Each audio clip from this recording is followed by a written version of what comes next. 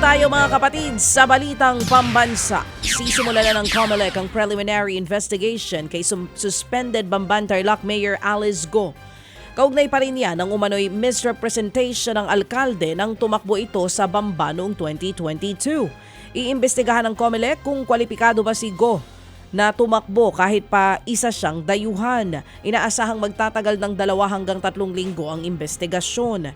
Sakaling mapatunayang may sala, ito ang kauna-unahang kaso ng misrepresentation na ihahain ng COMELEC laban sa isang kandidato. Muli namang iginiit ng Department of Justice na hindi nila haharangin ang International Criminal Court o ICC. Ano yon, baby? Ginugulat mo. Ginugulat mo ako. Kauna-unahan sa laban sa isang nakaupong mayor. Yun. Oo, ito nga po ang kauna-unahan. Kandidato ito. Oo. Samantala mga kapatid, sa iba pang mga balita, muli namang iginiit ng Department of Justice o DOJ na hindi nila haharangin ang International Criminal Court o ICC.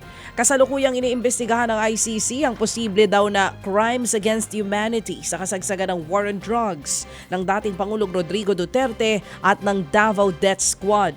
Nauna nang sinabi ng DOJ na hindi nila hahadlangan ang pagkalap ng impormasyon ng ICC sa bansa. Pero hindi raw ito dapat lumabag sa ating batas.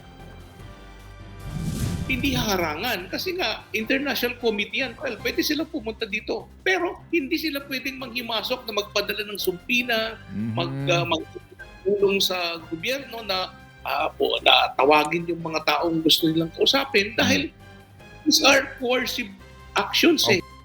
Yan po ang tinig ni DOJ Secretary Raul Vasquez. Nanawagan naman ang isang mambabatas na ibalik ang online sabong o e-sabong para mabawi ang mawawalang kita sa pag-ban ng mga Philippine Offshore Gaming Operator o POGO. Ayon kay House Deputy Speaker JJ Suarez, dapat pag-aralan ng Philippine Charity Sweepstakes Office o PCSO ang pag-regulate sa online at offline sabong.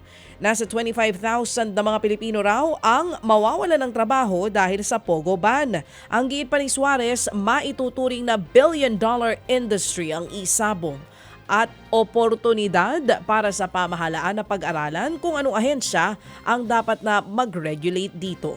Sabi nga ni Sed Velasquez, abay talpakan na, ganoon.